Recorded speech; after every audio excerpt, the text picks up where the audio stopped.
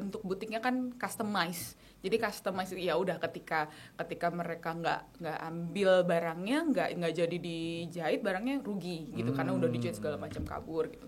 Jadi resikonya lumayan tinggi waktu itu, tutup lah akhirnya. Sekitar umur 20 awal itu lumayan kaget lah, karena pertama nggak ada yang ngasih tahu, ternyata tiba-tiba dituntut, mau di penjara, mau didenda berapa M.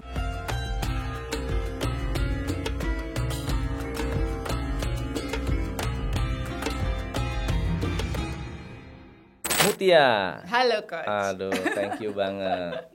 Brand Dan Blank ini sudah jadi brand favorit anak-anak top coach Indonesia. Oh karena gitu, mereka amin. pakai semua tadi soalnya. Tadi pas datang langsung Dan Blank ya? Iya, benar. Nah, ini aku pengen denger background story-nya tentang Mutia sendiri. Dulunya gimana, ceritanya gimana. By the way, Dan Blank ini sudah berapa lama sih bisnisnya? Dan Blank kalau diceritain sebenarnya udah jadi jalan 11 tahun. Jalan 11 tahun. Tahun ini. Karena awalnya itu 2012 bulan Oktober. Oktober 2012. Betul. Sekarang umur berapa? Waktu itu umur berapa? Sekarang umur 26, oh berarti waktu God. itu umur 15. Muda banget ya.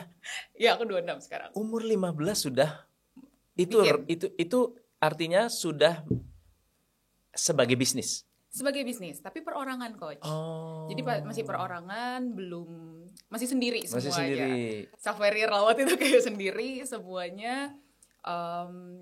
Aku mungkin sambil ceritain aja kali biar enak gitu. Jadi 2012 ketika aku masih SMA waktu itu, minta modal sama orang tua. Jadi karena orang tuaku, mamaku punya butik dulu dan memang backgroundnya di fashion, terbiasalah aku sejak kecil melihat nih, nih kain diapain, dijahit dan segala macam. Minta modal waktu itu Coach untuk aku pengen deh bikin bisnis gitu, bisnisnya pakaian. Tapi nggak ucuk-ucuk tiba-tiba jualan, karena sebelumnya aku memang suka jualan produk-produk mamaku ini. Dikasihlah modal 1.500.000. 1.500.000 itu keramat tuh ya, uang pertama tuh ya. Itu keramat, itu pinjaman yang kayaknya sampai sekarang belum dibalikin. Tapi ya udah nggak apa-apa, pasti udah ikhlas harusnya. Gitu. Terus bikinlah waktu itu hanya 12 pieces Coach, produksi sendiri dengan tukang jahit mamaku, dan namanya waktu itu belum Dan Blank. Namanya masih Blank Store ID. Jadi masih Blank Store ID. Yes, masih Blank Store ID waktu itu. Kemudian jalan-jalan dari endorsement waktu itu baru masuk. Jadi endorsement tuh baru booming dan masih free waktu itu. Jualannya di BlackBerry Messenger. Iya. Waktu itu karena 2012 Coach lagi naik lagi banget. Hype-nya BlackBerry ya. Iya, lagi hype BBM. Terus kemudian kita pakai BBM Group tuh waktu itu. Iya. Terus punya Instagram. Aku nggak punya HP yang bisa akses Instagram, jadinya pinjem gitu. Jadi perjuangannya tuh berasa banget waktu di SMA itu tadi, di SMA. Dari endorsement free ternyata menggulung, responnya baik. Waktu itu aku ingat sih beberapa nama artis ya, beberapa artis besar gitu ya, aktris itu masih free untuk endorsement. Kebantu banget dari situ. Sampai 2013 hire tim pertama. Terus jalan, karena aku udah kuliah juga, dibantu mama. Waktu itu tim yang bergabung operasional dulu, 2019 lah akhirnya baru kita bikin PT, bikin perusahaan, baru berani bikin perusahaan gitu. Baru punya kantor, baru punya store, baru hire tim yang lumayan banyak deh tuh di 2019. Terus berkembang sampai akhirnya sekarang ada offline stores-nya, kemudian kita juga mungkin udah shipping ke beberapa negara gitu sih. Oke. Sekarang offline store ada berapa? Offline stores tadinya 4, cuman kita ngelihat ada strategi baru sebenarnya yang mau dijalankan adalah kita mau gencarin justru di pop-up stores gitu. Jadi nggak permanent store tapi di pop-up store. Jadi salah satunya yang di Bekasi kita tutup. Dari data tentunya kita lihat kayaknya ini perlu kita tutup, tapi strateginya kita sekarang lebih banyak distribusi ya. Betul. Jadi itu yang kita lihat, ini strateginya tahun ini begitu karena gini, pandemi udah Iya. selesai, kayaknya experience belanja harus lebih ditingkatin lagi dengan kita adakan di beberapa titik. Iya, Gitu iya. sih. Oke, wow. Kalau Mama itu punya butik sampai sekarang? Tutup. Jadi saat itu tutup. Ketika pas aku mulai itu udah tutup, Coach. Oh. Kondisinya. Jadi memang karena waktu itu lumayan tahu juga ketika Mama mungkin struggle kasih gaji ke karyawan, gitu-gitu aku ngerasain banget. Terus karena mungkin ini ya, bentuk butiknya kan customize. Jadi customize ya udah ketika mereka nggak ambil barangnya, nggak jadi dijahit, barangnya rugi gitu karena udah dijahit segala macam kabur gitu. Jadi resikonya lumayan tinggi waktu itu, tutup lah akhirnya. Oke. Gitu. Nggak membuat Muti jadi takut karena bisnis butiknya Mama tutup? Kayaknya waktu itu karena naif aja kali ya, Coach Naif. ya. Sangat ya udah kayak YOLO, masih muda, nggak ada tanggungan apa-apa, nggak ada beban apa-apa, dimodalin juga. Jadi ya udah yuk kita coba aja jalanin gitu. Dan alhamdulillah gitu sih. Jadi pelan-pelan aja. Aku mungkin tipe yang percaya nggak mungkin tiba-tiba langsung tinggi. Itu aku percaya proses lah gitu. Jadi kayaknya nggak apa-apa, butuh waktu yang lama tapi fondasinya kuat, kaki-kakinya kuat. Waktu itu inget nggak waktu mulai bisnis, motivasinya apa, visinya apa, motivasinya apa? Kalau ketika sudah menjalankan, akhirnya ketemulah bahwa ternyata banyak brand-brand asing yang bikinnya di Indonesia. Itu setelah jalan. Tapi awalnya banget sesimpel sebenarnya aku suka dagang aja, Coach. Suka Jualan aja, suka yang kayak jualan dan feeling untuk mendapatkan keuntungan tuh aku suka saat itu. Tapi akhirnya ketika udah tahu industrinya, udah main ke sana ke sini, makin tahu bahwa ternyata mereka teman-teman vendor garment ini masih lebih banyak produksi produk luar, untuk diekspor gitu, brand-brand luar. Kalau sekarang mungkin udah berubah sih, aku ngobrol-ngobrol beberapa kali, brand lokal udah makin banyak. Mulai masuk ya. Jadi udah mulai seimbang gitu. Gitu. Jadi ke situ ketika udah nyemplung jadi tahu ini isu yang harus diselesaikan lah gitu. Jadi waktu mulai bisnis dan mulai lebih cenderung serius, kapan menyadari susah atau mudahnya bisnis ini? Kapan ya? Karena awalnya kan emang mulainya polos kan awalnya kan santai kan, nggak ada beban, nggak ada apa, kan udah pasti ketika nambah orang, ketika mulai ada harus bikin laporan keuangan dan seterusnya. Itu kapan tuh mulai menyadar, ternyata bisnis tuh begini gitu ya? Kayaknya mungkin aku bisa bagi jadi dua sih, Coach. Yang pertama ketika benar-benar bikin perusahaan 2019, karena waktu itu benar-benar satu titik yang dimana timnya jadi tiba-tiba banyak gitu. Sebenarnya banyak juga enggak, tapi di office waktu itu ada sekitar 6-7 orang waktu itu, udah banyak buatku. Kemudian jadi urusin perintilan, banyak peraturan-peraturan yang harus dibikin, kontrak, harus tentu ini liburnya kapan nih, tanggal merah dalam setahun nih, gitu-gitulah gitu. Jadi 2019 tentunya itu yang pertama. Yang kedua mungkin baru banget tahun lalu, Coach, sebenarnya. Tahun lalu? Kenapa tahun lalu? Titik di mana juga mungkin aku merasa aku harus deep dive lagi ke laporan keuangan. Karena membaca laporan keuangan bukan cuma sekedar profit, tapi harus ada strateginya, cash flow gimana. Kemudian mungkin bagaimana itu akhirnya align sama strategi kita gitu, mau gedein market dulu, apa mau profit, atau mau ngabisin barang supaya surplus cash flow-nya gitu. Jadi mungkin aku akhirnya belajarnya banget titik kedua itu adalah di tahun lalu 2022. Gitu. Waktu pandemi bagus dong ya penjualan. Iya betul. Jadi pasti Coach tahu banget ya, pandemi itu justru fenomenal ya. Fenomenal sih. Itu sangat fenomenal. Aku menemukan satu titik di mana screen time naik.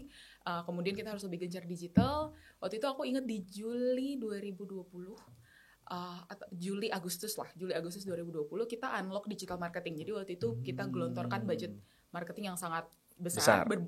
Bisa dibilang mungkin berapa kali lipat ya, beberapa kali lipat lah, sekitar 5 kali lipat budgetnya daripada yang sebelumnya. Dan itu sama, returnnya sangat baik gitu. Returnnya sangat baik. Revenue akhirnya sampai di end of 2020 itu kepalanya tuh angka depannya tuh stay di situ terus, nggak turun-turun. Jadi stay semua sampai akhir tahun gitu. Jadi ini ada unlock sesuatu nih di pandemi gitu. Dan itu bersyukur banget sih waktu itu bisa unlock itu gitu, bisa sadar oke, ini lagi ke arah sini, digital marketing harus kita gencarkan gitu. Oke. Kalau anak remaja atau yang mulai bisnis yang nggak punya pengalaman, nggak ada background, mereka kan lebih banyak berpikir bisnis itu hanya untuk main-main. Nah, Muti ini udah planning serius terhadap bisnis ini atau memang dari awal sampai sekarang masih ya udah jalanin aja, gimana? Titiknya 2022 itu sih Coach 2022. sebenarnya. Jadi karena ketemu, makin banyak ngobrol sama orang kali ya. Makin banyak ngobrol sama orang, ketemu beberapa konsultan juga. Salah satunya mungkin akhirnya ketemu Coach Tom, ada mungkin beberapa coach-coach lain ya, mentor-mentorku yang akhirnya aku belajar juga gitu. Oke, bahwa ini kita nggak bisa bicara short term gitu. Kita harus bicara nih 10 tahun lagi mau kemana, terus mau jadi brand yang seperti apa, karena pendekatannya nanti jadi beda, mau jadi mass brand atau yang marketnya yang mana. Itu jadi sadar banget kemarin tuh 2022 sih bener-bener bikin yakin. Tapi awalnya sekali bener-bener santai aja ya. Terserah. Jadi ibaratnya gimana ya Coach? Aku bikin yang aku suka aja gitu. Jadi nggak pelajari market, nggak pelajari mereka tuh behaviornya seperti apa. Gitu-gitu tuh aku nggak tahu ya. Namanya mungkin keterbatasan juga. Waktu aku masih SMA belum nggak tahu belajar dari mana. Gitu. Masalah terberat yang pernah dialami selama berbisnis apa? Masalah terberat mungkin yang pertama ketika akhirnya aku terbentrok pada HKI intelektual. Jadi waktu itu karena aku tadi sempat singgung dulu awalnya namanya Blank Store ID, kemudian berubah jadi Blank Aware, dan akhirnya ketemulah sekarang nih yang sudah didaftarkan jadi sudah resmi itu Dan Blank namanya. Itu sempat ada cekcok lah sama beberapa brand yang namanya mirip-mirip Coach, namanya mirip-mirip, disamperin lah kita, dituntut dan segala macam. Buat anak umur berapa ya waktu itu? 2017 aku. Sekitar umur 20 awal. Itu lumayan kaget lah. Karena pertama gak ada yang ngasih tahu. Ternyata tiba-tiba dituntut. Mau di penjara, mau didenda berapa M, yang gitu-gitu. Itu titik pertama kali ya yang bikin, aduh ini harus apa gitu. Harus ganti nama, berarti semuanya aset-aset kan berarti dirubah semua ya Coach ya. Yeah. Itu dirubah semua, modalnya ya lumayan juga. Itu pertama. Kemudian yang kedua mungkin lebih ke managing people akhirnya, karena sedikit banyak memang aku tuh tidak pernah kerja sebelumnya. Jadi di Dan Blank aja, kemudian ya udah running sampai sekarang. Dan aku ngerasa aku lag nih di sini, aku nggak pernah punya pengalaman kerja. Itu yang akhirnya bikin aku lumayan struggling bagaimana akhirnya managing people-nya akhirnya. Untuk bikin bisnis yang memang kuat sampai kakinya kan orang-orangnya juga harus difikirkan ada strateginya. Gitu sih Coach kalau dua hal ya. Wow. Jadi mengalami sudah dari muda udah kena yang namanya lawsuit ya. Udah kena tuntutan. Dari dulu. Untung bukan Hotman Paris yang turun. Panik sih kalau gitu. Oke. Lalu yang nama Dan Blank ini dari mana sih? Awalnya kenapa namanya Dan Blank? Kenapa Blank? Kenapa Dan Blank? Blank itu jadi Blank itu kan sebenarnya selalu ngikut tuh Coach. Yeah. Aku ganti-ganti nama, aku harus Blanknya ke bawah terus. Ya. Kalau yang lainnya ya udahlah pemanis gitu. Blank itu sebenarnya singkatan karena aku waktu itu menemukannya ini di toilet Coach, lagi kayak ya udah di toilet, kenapa ya? Aku juga nggak tahu, suka banyak inspirasinya di sana. Blank itu ya Bismillah, LA-nya laku, NK-nya banyak. Jadi Bismillah laku banyak gitu. Wow. Ini nggak pernah ada yang tahu nih sebelumnya. Ini fun fact ya. Oh, wow, fun fact, luar biasa. Iya gitu. Jadi memang artinya blank itu kan kosong, hampa. Aku pengen sebenarnya emphasize bahwa tidak semuanya harus ramai, tidak semuanya harus. Kalau misalnya akhirnya ke pakaian, tidak semuanya pakaian harus yang rame, bermotif, dengan fitur macam-macam, yang simpel aja itu bisa gitu. Jadi itu mungkin yang akhirnya kuat lah di nama Dan Blank. Wis, keren. Tapi Dan-nya dari mana? Dan-nya itu so aja, jadi it's blank. So blank so gitu. Blank. Waktu SMA di mana? Di Jakarta? Di Bekasi. SMA di Bekasi. SMA aku di Bekasi, kemudian jadi aku SMP itu boarding school. Boarding school waktu itu di Bogor. Kemudian pindah ke Bekasi, SMA-nya. Di mana di Bogor? Di Bogor di Cilengsi. Di Cilengsi pesantren. Jadi kayak boarding school aja pesantren. Nginep tinggal di situ berarti. Iya, kayaknya itu juga salah satu mungkin yang akhirnya bikin aku punya jiwa yang fight gitu, kayak nggak mau nyerah gitu karena mungkin udah terbiasa sendiri ya. Itu dari SMP itu. SMA pindah ke Bekasi, kemudian kuliah di UI gitu. Jadi lumayan pindah-pindah. Apa yang diajarin mama, orang tua sehingga Muti bisa mandiri kayak begini? Mandiri. Jadi sebenarnya nggak pernah dinasehatin coach. Jadi orang tua tuh nggak pernah yang, nah kamu harusnya gini, harusnya gitu. Tapi akhirnya kebentuk sendiri karena aku ngelihat ya. Maksudnya orang tua sih sebenarnya lead by example aja bener-bener. Aku melihat bahwa kerja kerasnya gitu, kerja kerasnya sangat kuat dan akhirnya bisa sampai sekarang di sini bareng-bareng. Aku juga sampai sekarang suka nanya orang tua ini gimana. Itu iya karena aku lihat bahwa mereka pejuang lah gitu. Gitu. Itu mungkin awalnya yang bikin aku akhirnya ya udah jangan letoy gitu, jangan lemes gitu. Punya kakak, punya adik? Tidak, aku pertama. Anak pertama? Adik satu. Adik satu. Ikut bisnis juga? Nah, itu juga sih. Itu jadi cerita lucunya mama sebenarnya coach. Jadi mamaku tuh karena pejuang tadi ya, maksudnya kayak bener-bener mikir bidangnya memang fashion. Cuman 2018 muter ke food and beverage. Jadi bikin donat, latihan donat. Bikin donat dan segala macam. Sekarang akhirnya punya store satu, belajarnya dari 2018 padahal sama sekali nggak ngerti apa-apa ya. Les, akhirnya berani bikin donat dan ya gitu sekarang ya kalau aku sih bisa bilang ini untuk tahun pertama saya bagus banget gitu. Akhirnya jalanin itu juga sama adikku. Adikku jalanin bisnis itulah gitu sekarang. Gitu. Itu yang sangat dipelajari lah dari orang tua. Sekarang kalau UKM mau melakukan bisnis growth ya, pertumbuhan bisnis. Jadi kalau dari awal sales pertamanya Dan Blank itu berapa sih? Sales pertama? Waktu pertama penjualan per bulan. Wah, dikit banget coach. Aku nggak inget ya spesifik dan mungkin ini sekalian info juga. Aku benar-benar tidak memperhatikan keuangan. Sama sekali. Itu kalau bisa dibilang itu aku bisa jatuh kapan aja sebenarnya karena aku nggak perhatiin itu gitu di awal. Sampai akhirnya aku sadar 2019 tadi ketika bikin PT itu aku baru sadar harus bikin laporan keuangan, harus ada pajak segala macam ya. Gitu ya. Aku baru tahu ini ternyata jangan-jangan selama ini aku rugi cuman aku nggak tahu gitu. Itu jadi aku kalau dibilang sales aku nggak tahu juga ya berapa, cuman sangat sedikit sih coach bisa. Mungkin kalau aku bisa kasih angka hanya kalau satu produk aja mungkin harganya sekitar 100.000 saat itu, mungkin lakunya sekitar 20 pieces per bulan. Sedikit sekali gitu untuk di awal ya. Bahkan mungkin ketika bulan pertama mungkin nggak segitu, lebih sedikit lagi. Cuman kurang lebih on average tahun pertama mungkin sekitar segitu. Sampai hari ini udah naik berapa kali? Tahun ini kalau sekarang ya mungkin on average kayak 10.000 pieces. 10.000 pieces. 10.000 berarti dibagi 10 kali. Itu 500 kali Pak. 500 kali. Oke. Nah, untuk grow sampai 500 kali, turning point-nya apa sih? Turning point hingga bisa, karena itu kan akan muncul yang namanya critical mass. Orang yang tadinya dikit, tahu-tahu dapat momentum. Nah, apa sih momentum yang membuat bisnis itu menjadi besar?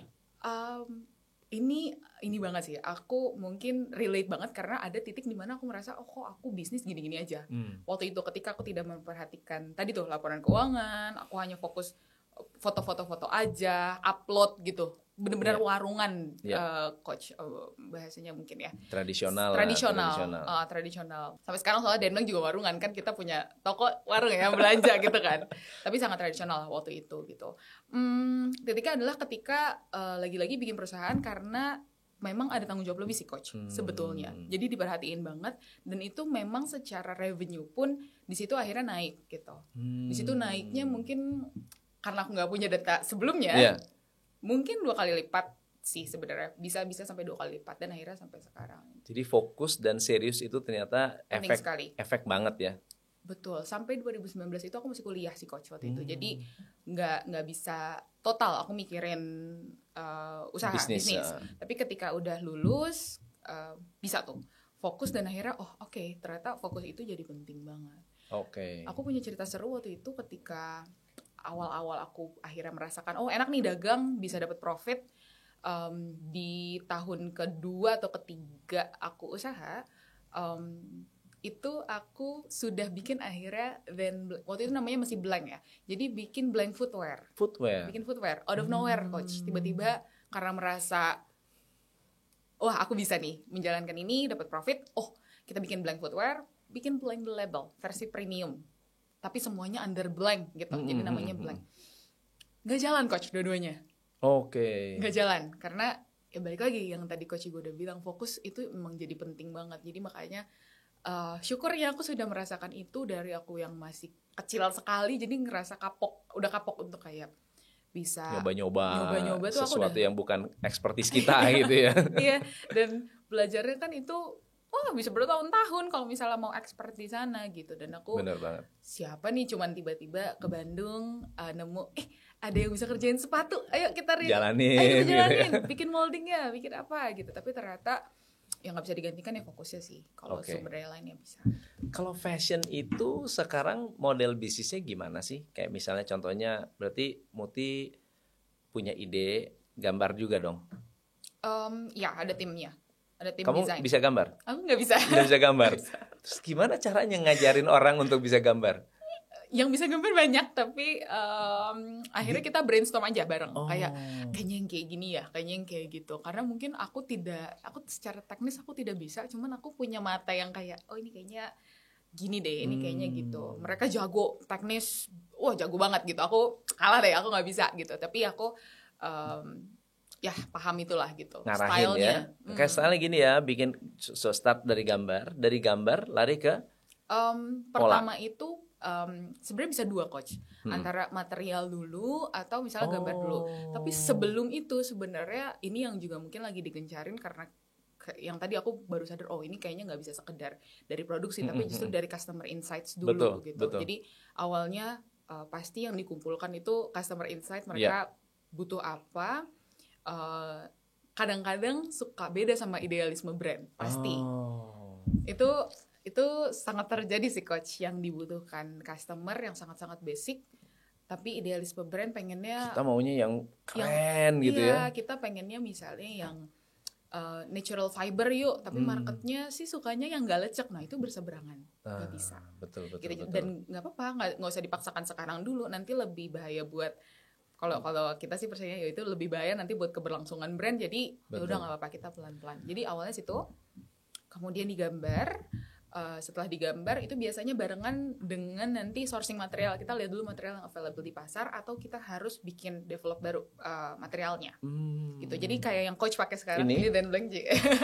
Ini Dan Blank, keren nggak? Keren kan? Nanti pakai hoodie. Dalamnya hoodie ya. Kayak gini ini harus di develop khusus coach. Ini khusus, ini bukan drill biasa ya? Karena kita pengen gramasinya kayak gitu. Karena yang ada di pasaran mungkin ada, tapi warnanya nggak bisa kayak gini, kemudian finishingnya nggak bisa kayak gini. Kita maunya agak-agak kayak dia. Ini bukan bahan jeans kan?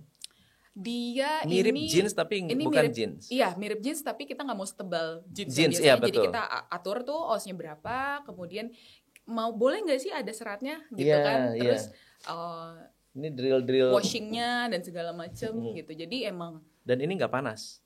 Iya, nggak gerai ya? Iya. Betul. Nah itu sih yang emang akhirnya itulah ada di market materialnya, atau kita harus produce sendiri nih, kita develop sendiri dari awal. Material ini di Indonesia ada atau harus impor?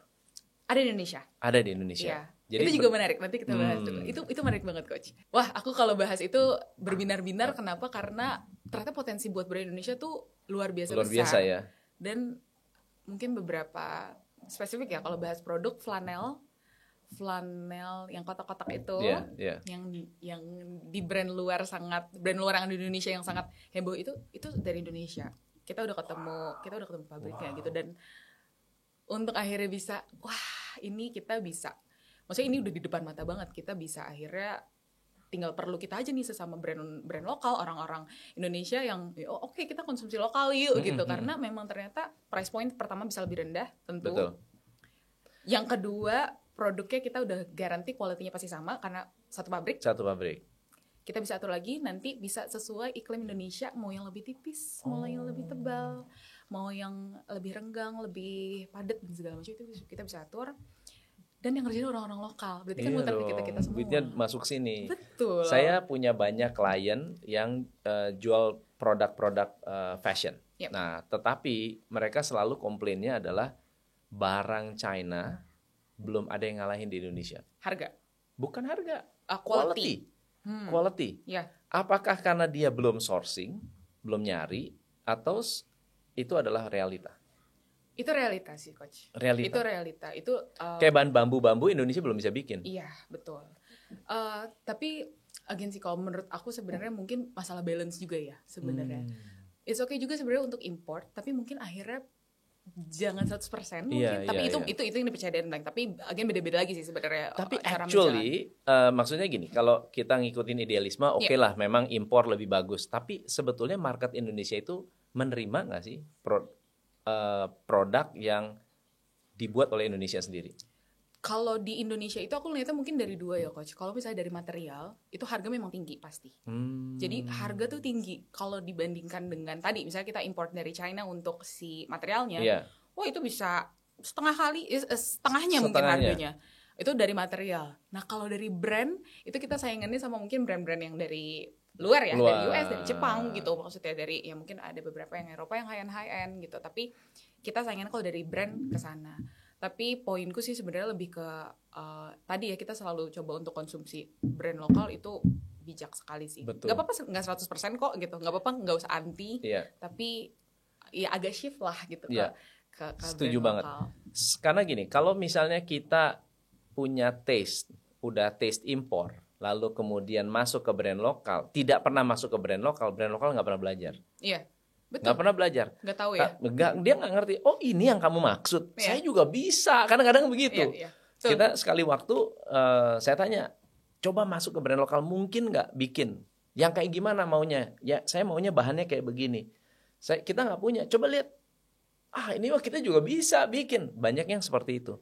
Jadi karena kalau nggak pernah ada niat dari brand lokal untuk melakukan intervensi ke produk-produk Indonesia atau pabrik-pabrik di Indonesia ternyata bisa menerima dari luar betul. Ya kan, orang luar bisa nerima. Nah pertanyaannya, orang Indonesia itu sebetulnya bisa menerima? Harusnya sih bisa, karena dia juga beli produk dari luar. Sama sebenarnya. Iya kan, benar nggak ya? Betul. Cuma masalah mereka nggak pernah terekspos aja dan nggak pernah nge-branding gitu. Orang luar tuh jago-jago ya.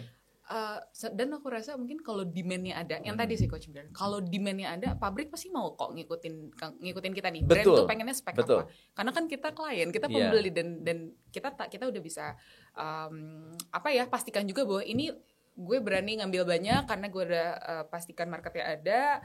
Pabrik bisa nggak bikin kayak gini-gini. Aku rasa ketika demand-nya dan kita bareng-bareng ya, maksudnya nggak bisa beng-beng doang, maksudnya harus bareng-bareng nih gitu.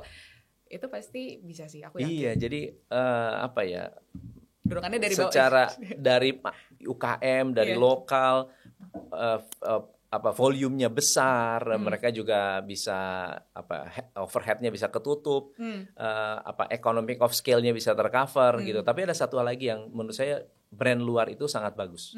Mereka itu sangat detail dengan QC. Kenapa? Ketika mengerjakan pekerjaan ekspor itu ekstra teliti, ekstra serius gitu. Kalau kalian mereka jual sendiri, Pak, ya diterimalah, paling begini kita lecet-lecet dikit nggak apa-apa lah. Nah orang luar nggak bisa, makanya quality itu menjadi lebih nomor satu. Kalau misalnya brand-brand lokal juga sedetail itu, konsolidasi rame-rame, kita support manufacturer lokal, yakin pasti kita lebih hebat dari China. Pasti sih, aku yakin. Karena emang benar sih Coach, brand luar itu kalau misalnya ada yang nggak lolos QC dibakar kan. Jadi memang nggak boleh tuh. Kalau di kita outletnya diguning-guningin. Kita beli yang murah-murahnya gitu kan, yang grade C-nya gitu lah. Kalau brand luar ya itu ya yang dibakar gitu, dan itu real aku denger dari tim QC brand-brand itu gitu. Kita sharing lah waktu itu, terus kayak oh gila sampai kayak gitu ya. Iya kayak sampai kayak gitu. Jangan kan begitu, misalnya Puma atau kebetulan klien saya kerjanya cuma ini sablon. Oh, oke. Nyablon. Jadi bahan dari mereka cuma sablon aja, sablon. Itu sama. Jadi kalau nggak diterima tapi tidak lolos QC, itu benar-benar di-destroy, benar-benar dihabisin. Nggak boleh dijual lagi atau nggak boleh, karena dua-dua pihak nggak boleh jual. Okay. Mereka nggak boleh jual, ini nggak boleh jual. Udah gitu. Kesepakatan ya? Udah 2 kesepakatan. Oke, so endorse sekarang. Sekarang lagi banyak kolaborasi dengan ini ya. Dengan beberapa public figure. Public figure ya. Yeah. Itu gimana sih prosesnya? Jadi banyak yang nyangka ini aku kenal coach. Banyak yang nyangka kenal ya, tahu temen nih ya, makanya punya hubungan khusus nih, jadi bisa hubungan khusus, jadi bisa endorse, bisa akhirnya kolaborasi gitu. Tapi sebenarnya enggak sama sekali gitu. Jadi pertama sekali itu dengan Ayudhya Bing Slamet waktu itu. Dengan Ayudhya tahun 2020 dan 2021. 2019 dan 2020. Kemudian 2021 itu sama Isyana Sarasvati. Kemudian terakhir akhirnya undang beberapa, ada Randy, ada dan segala beberapa public figure. Approach-nya benar-benar email. Oke. Halo, saya perkenalkan, saya dulu yang approach aku, sekarang udah dibantu juga sama beberapa teman-teman gitu ya. Jadi dari Dan Blank pengen ada kerja sama ini dan segala macam. Akhirnya ngobrol lah, dan mungkin yang terlihat akhirnya sekarang jadi nih sama public figure A, B, C, D, E itu awalnya kita spreadnya nggak cuma ke mereka doang, kita ya banyak gitu. Tapi ternyata yang akhirnya align sama brandnya, yang akhirnya kawin banget kolaborasinya ya nama-nama ini gitu. Gitu sih, itu yang sering salah paham, disangkainnya aku kenal duluan. Seberapa penting kolaborasi itu untuk sebuah brand?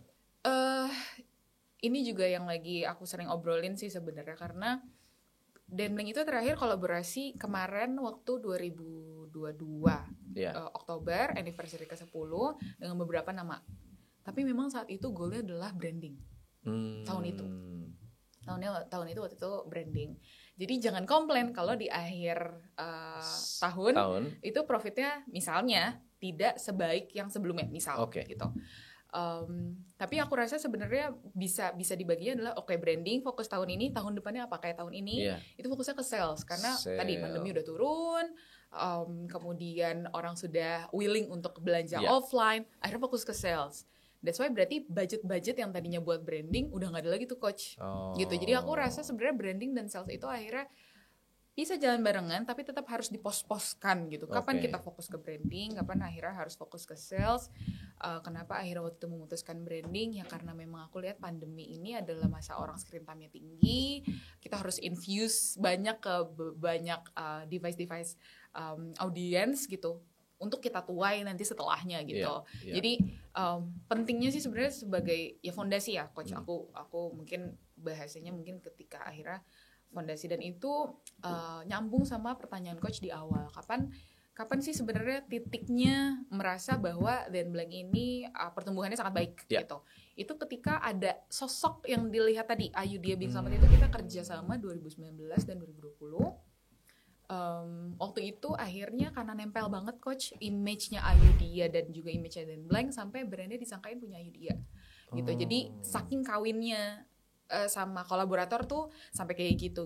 Sampai sekarang pun kemarin aku baru ketemu customer 10 orang.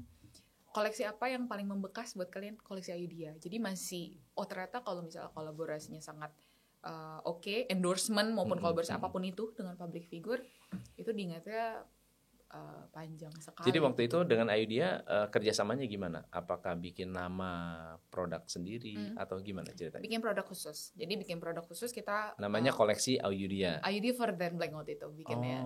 Jadi Ayudhya for Dan Blank itu adalah ya udah kita brainstorm bareng apa yang Ayudhya suka, mana stylenya Dan Blank, kemudian mana yang kita bisa provide, kayak ini kita tahu nih materialnya ada di sini, kita bisa bantu desainkan dan segala macam. Itu kayak gitu waktu itu.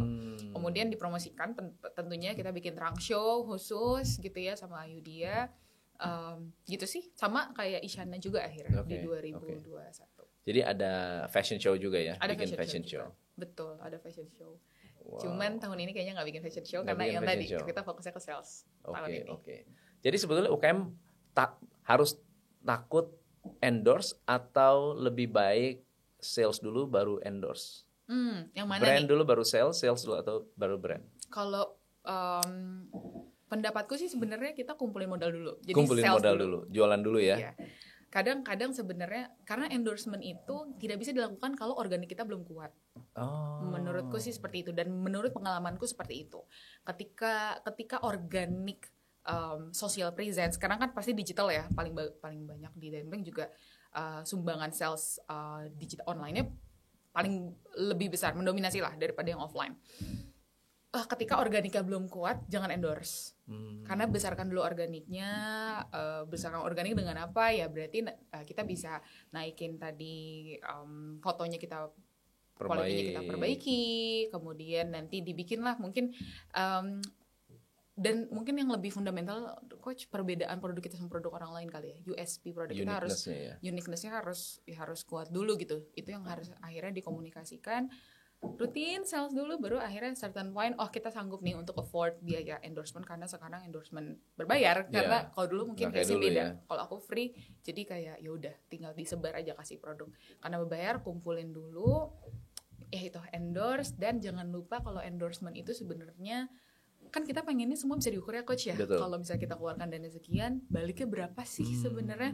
Kita expect sales kah atau kita expect misalnya reach atau impression? Yes, betul. Apa nih yang kita expect, goalnya apa, objektifnya apa? Itu jangan lupa itu diminta sebenarnya sama nanti endorser gitu. Kadang beberapa miss. Oke, bayar aja tapi kemudian kita nggak punya data yang bisa diukur, kan sayang gitu kalau nggak bisa diukur.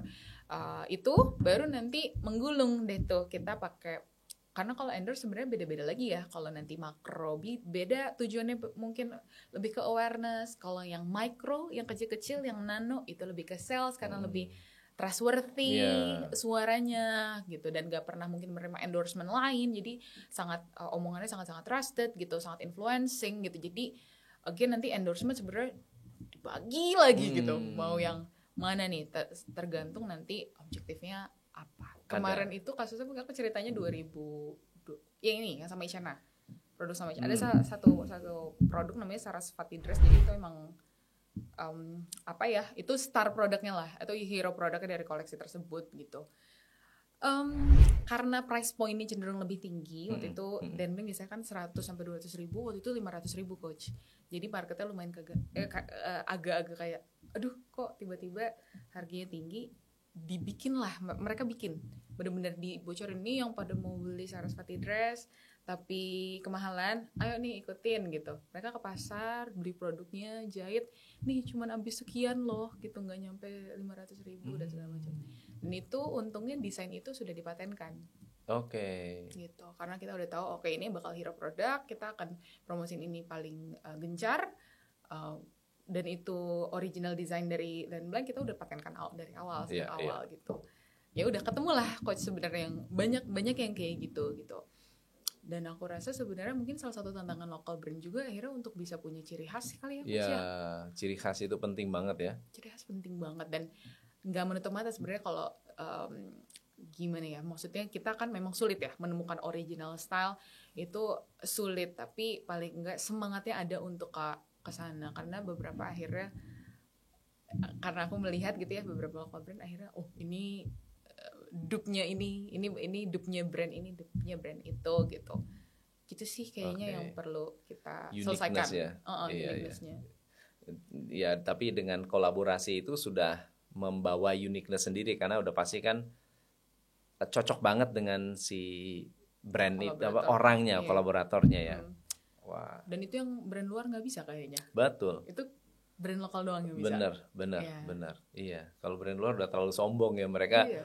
Yang penting kamu pakai, dibayar berapa, udah selesai. Aku juga menemukan satu lagi sih coach, ketika tadi mungkin kita ngobrol ya, ada marketnya dari Denbank itu sebenarnya yang lebih introvert, yang lebih suka sendiri, yang tidak terlalu outspoken. Itu akhirnya nyambung tuh ke konten-konten apa yang akhirnya dibuat, dan muse dan siapa kolaboratornya akhirnya kerja sama. Karena kalau misalnya akhirnya kolaborator yang terlalu heboh terlalu suka pakai branded high end dari luar, itu akhirnya nggak nyambung juga gitu sama brandnya, dan akhirnya kelihatan di matanya audiens nggak kawin gitu. Iya, benar. Oke, positioning dari Dan Blank apa saat ini? Atau dulu waktu dimulai udah kepikiran belum? Saya positioningnya mau target marketnya si ini, gayanya seperti ini, gimana cara menentukan? Awalnya itu saat baru mulai belum tahu coach, jadi nggak punya yang benar-benar dorongan dari diriku pengennya yang kayak gini, karena agensi sebenarnya nggak ngerti market tuh kayak apa sih, sesimpel pengen dagang gitu, sesimpel pengen dagang. Bikinlah 12 produk 12 produk dengan beda-beda style. Jadi aku bikin yang blazer, bikin yang kayak kemeja chiffon, bikin nanti yang kemeja yang kayak agak tunik-tunik gitu. Itu bikin 10 varian yang 12 varian yang berbeda. Nah, dari situ akhirnya ngegulung sih coach. Mana nih yang paling laku, dan itu ngegulungnya berkali-kali sampai saat ini. Kebentuklah stylenya. Oh, ternyata lebih suka yang polos. Nggak suka yang motif, nggak suka yang terlalu formal misalnya, karena dipakainya buat first jobber, terus sama anak mahasiswa gitu. Nah, itu tuh akhirnya kebentuk sekarang. Jadi sebenarnya nggak bisa dua approach ya, bisa dari awal sekali mungkin udah tahu nih uniqueness-nya apa, tapi kalau pendekatanku karena waktu itu ya tadi ya masih keterbatasan knowledge, jadinya yaudahlah coba aja dulu, nyebur dulu, yang penting udah tahu, ntar ngegulung sendiri nih yang laku yang mana gitu sih. Dan kalau sekarang akhirnya kita fokus ke first jobber dan mahasiswa tingkat akhir. Itu market pertama. Tapi ada juga sebenarnya satu bubble lagi yang kita lihat membesar juga coach, itu adalah ibu muda. Gitu. Jadi yang baru mau menikah. Baru mau menikah atau ibu muda. Jadi itu dua bubble yang akhirnya kita coba serving di sana. Dan memang memiliki style yang sama, style yang simple mereka. Gitu. Style yang simple. Kalau dari Dan Blank sendiri sebenarnya pengennya semuanya sourcingnya lokal. Jadi nggak ada sourcing dari luar. Kalaupun ada mungkin tidak sebanyak itu, dan natural fiber sih coach. Jadi emang kadang natural fiber apa ya, nyaman lah gitu, enak lah dipakai. Tapi benar, ini juga first jobber nih. Iya, benar ya. Benar. Tepat banget. Dia first jobber memang sesuai dengan segmentasinya itu, makanya penting banget ya untuk ngerti siapa konsumen kita, customer insight kita. Wah, cakep.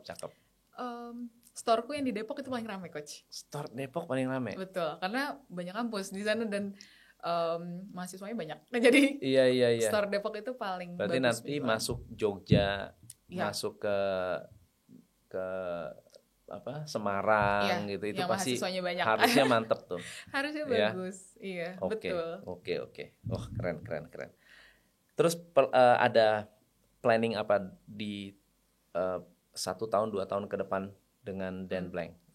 Kalau long termnya banget coach, pengennya ini mungkin dari segi material ya, aku ngelihat sebetulnya kan isu fashion itu juga apa ya, berat lah. Aku juga mungkin belum belajar dalam lah di sana gitu, jadi aku nggak bisa ngomong banyak. Tapi sebenarnya kalau dari Dan Blank sendiri pengennya kita meminimalisir penggunaan non natural fiber. Jadi kita pengen fokusnya justru ke natural fiber. Tapi lagi-lagi sebetulnya itu kan bagaimana akhirnya market juga mau beli natural fiber dengan semua kelebihan dan kekurangannya di mata konsumen. Nah, tapi ujungnya banget sebenarnya goal kita adalah itu, dan tentunya sama dengan semua brand lokal lain, kita pengennya go internasional, itu sudah pasti gitu. Jadi tapi untuk di-define berapa lama, kapannya pun aku sebenarnya sampai sekarang masih percaya juga sama momentum sih coach. Ketika gak bisa aku plan juga mungkin 5 tahun lagi, ketika 5 tahun lagi ada sesuatu gitu, oh ya udah nggak start dulu gitu. Jadi kita sekarang lagi working on that plan. Kapan sih kita harus keluar, kapan kita harus akhirnya, dan market mana nih yang seksi untuk yang tadi first jobber, ya market itu yang mereka willing untuk menerima brand dari luar. Itu sih yang akhirnya goalnya ke arah sana. Karena udah ada beberapa pembelian mungkin dari Malaysia Singapura, sudah ada, Singapura, Brunei ada, lucu Brunei ada gitu. Yang beli orang Brunei atau orang Indonesia yang ada di Brunei? Orang sana, dan ada juga orang Indonesia yang ada di sana juga. Ya, dan beberapa juga mungkin jadi perpanjangan tangan. Kayak di Singapura kita ada salah satu apa ya, sebenarnya nggak punya reseller resmi, tapi akhirnya jadi seperti reseller resmi di Singapura karena punya toko di sana, bisa shipping dan segala macam, beli sama Dan Blank in bulk gitu di sana, mereka dijual gitu. Jadi marketnya ada sebenarnya, aku yakin sekali. Cuman mungkin belum serius aja kali. Betul. Maksudnya belum harus datang ke sana, ke market, kasih tunjuk kayak canvasser. Iya, harus kayak canvasser, turun lapangan, kasih tunjuk ini produknya seperti ini, lihat mana yang cocok-cocok. Harus sih. Harus coba gitu. Iya.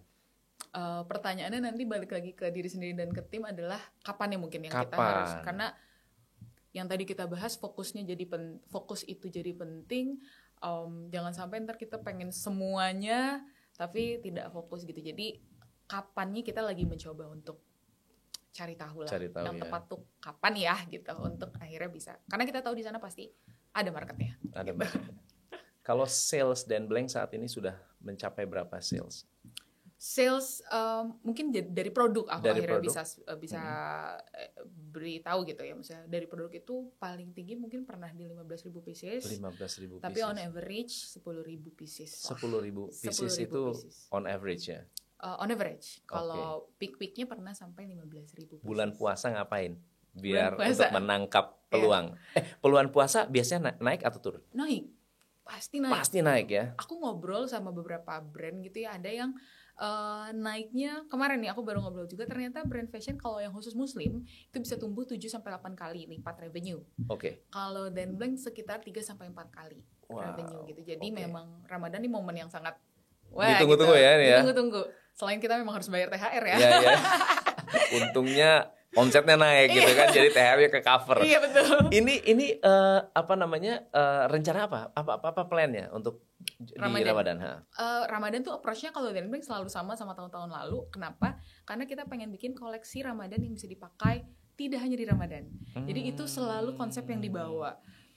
Dan lumayan aku merasa itu lumayan beda dengan beberapa brand yang akhirnya size-nya mungkin sama Dan Blank, karena biasanya baju Ramadan atau baju buat selebrasi itu pasti ramai, jadi penuh dengan ya tadi mote-mote, motif gitu, dan nggak apa-apa, memang itu style-nya, tapi yang Dan Blank pengen pesannya itu adalah ini ada produk raya, bagus dipakai raya, tentunya matching dengan keluarga dan segala macam, tapi setelah raya kamu combine dengan produk lain tuh masih oke ya, masih dipakai. Kenapa? Karena kan market kita first jobber tadi, mahasiswa tadi, walaupun ada bubble tadi yang aku ceritain gitu ya, karena besarnya di sana, mereka itu cenderung pembeliannya itu harus worth it, coach. Jadi ketika saya beli satu produk, tidak saya pakai hanya saat itu doang, worth it lah gitu. Jadi gue bisa pakai berkali-kali kok, nggak apa-apa gitu. Ya tadi first jobber kan mungkin ya tadi ya dengan karakternya kita bedah gitu, seperti itu gitu. Itu seru sih. Jadi itu persiapan Ramadan. Tentunya ada pop up store di beberapa titik, karena kalau itu ketemu langsung tuh ya dengan konsumen kita ya. Iya, pop up store di beberapa titik. Kita lagi abis ini aku juga kayaknya mau survei lagi gitu, nambah titik lagi kayaknya. Karena kalau fashion sebenarnya sampai Hamin 1 Lebaran ya. Jadi malam takbiran tuh masih nyari baju. Dan itu justru menuju Ramadan menuju Lebaran itu seminggu menuju tambah banyak ya nyari ya. Nggak ada turun. Jadi dia pas naik terus sampai hari Lebaran tuh langsung, karena ya udah selesai Lebaran gitu. Itu sih. Jadi emang kita mencoba menangkap momen itu, jangan sampai kita miss, makanya harus ada di beberapa pop-up store. Tentu ada pengiriman koleksi kita juga ke beberapa public figure, dan sebenarnya agak lucu coach, kalau tahun ini tuh temanya kerupuk kalau di Dan Blank. Kerupuk. Jadi apa ya? Jadi pattern yang akhirnya kita ubah jadi baju tuh itu kerupuk. Terinspirasi dari kerupuk. Keren deh. Ya. Jadi nanti kalau dilihat di sosial media itu memang patternnya pattern kerupuk, tapi nggak kelihatan rame, nggak kelihatan kayak aneh gitu, enggak. Alhamdulillah udah laku banyak juga gitu. Jadi sesuai nama, bismillah laku banyak. Kan ada blanknya. Ada blanknya. Jadi motifnya tuh kerupuk. Jadi selalu semangat untuk mencoba berbedanya itu sih coach. Karena awalnya yang Indonesia banget, tapi kalau motif daerah kayaknya kita bukan expertnya ya. Kan kita tuh kayaknya kalau first jobber dan anak-anak mahasiswa nggak terlalu belum konsumsi produk-produk yang tadi tuh tradisional, batik batik-batik. kayaknya belum konsumsi itu gitu. Jadi kita pikir apa yang Indonesia banget, yang erat sama mereka nih market kita. Jadi terinspirasi dari kerupuk gitu. Ada yang Bener. kerupuk, ada yang kerupuk digantung kayak lagi 17-an, itu kita jadikan motif Tapi boarding. orang tahu nggak itu kerupuk? Kita komunikasikan. Oh, dikomunikasikan Iya. ya. Oke. Kita komunikasikan. Dekat dengan kehidupan sehari-hari ya. Iya. Ini nanti coach pasti ini ya pasti nanti bisa kasih masukan ke aku juga. Cuman kemarin aku baru tahu juga ternyata Dan Blank ini selain tadi marketnya introvert juga apa ya bahasanya kalau di brand archetype aku baru belajar everyman gitu. Everyman. Jadi relevansi sama kehidupan sehari-hari jadi penting banget gitu. Makanya kerupuk. Everyman tuh Uniqlo. Uniqlo tuh Everyman. Betul. Yeah. IKEA. Iya. Target dan semuanya lah banyak. Jadi gitu. bisa diterima oleh semua orang dan merasa merasa nyaman menggunakan brandnya meskipun polos tapi tetap merasa keren. Itu Everyman tuh gitu. Betul. Jadi nilainya di situ ya, plus pointnya di situ. Iya benar gitu sih. Very good, keren.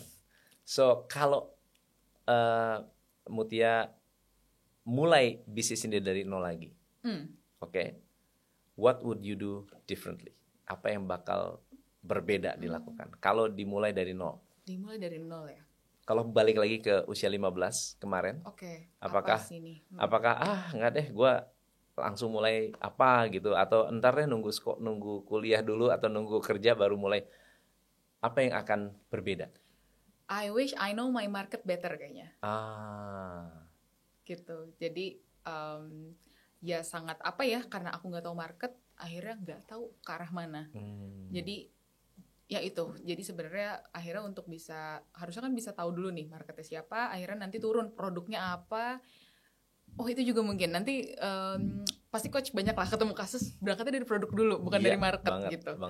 Produk dulu, punya produk apa baru dijual gitu. Padahal ya sekarang juga aku taunya, kalau dulu sih aku nggak tahu apa-apa gitu.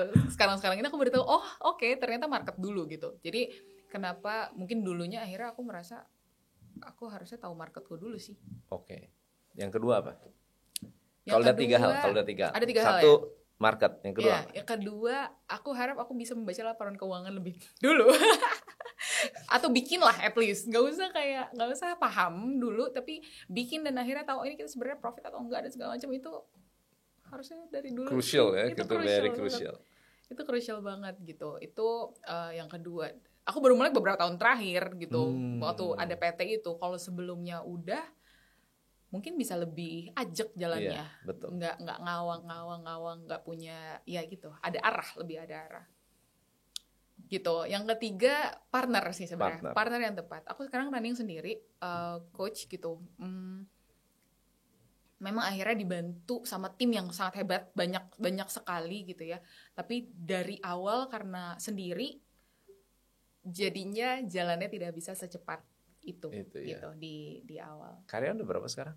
Karyawan karena produksi di luar, karyawan semuanya 50. Sekitar 50 orang. 50. Tapi produksi di outsource ya? Iya, produksi semua di luar. Fokusnya ke marketing. Fokus marketing. Udah paling tepat. Iya, fokusnya bikin tapi bahan dari pabrik juga atau kita yang cariin bahan? Ada 2 sih sebenarnya. Ada yang akhirnya kita memang develop dari awal, jadinya itu kita harus komunikasi ke pabrik. Ada juga yang memang garmennya sudah punya material dan bisa bikin juga gitu. Jadi dari awal sampai akhir langsung dihandle sama garment tersebut ya, garment factory tersebut gitu. Oke. Gitu. Mutia, thank you banget. Terima kasih. Hari ini gila dahsyat banget nih pelajarannya, karena dari SMA sampai sekarang itu bukan hanya bisnis main-main, tapi ternyata ada benih-benih keseriusan di situ sampai sekarang menjadi lebih dahsyat. Semoga Dan Blank jadi mendunia. Amin. Ya. 10 tahun lagi jangan-jangan kita dan Blanknya itu benar-benar diaminkan. Amin. Ya, selalu rame, nggak pernah sepi, jual apapun laku, stoknya selalu sold out. Amin. Dan harus mendunia. Amin. Mutia, thank you so much. Terima kasih. For coming to Behind the Business Podcast. Teman-teman belajar apa hari ini? Semoga bisa dapat inspirasinya. Saya Tom MC Ifle. Salam pencerahan. Hanya di Top Coach Indonesia.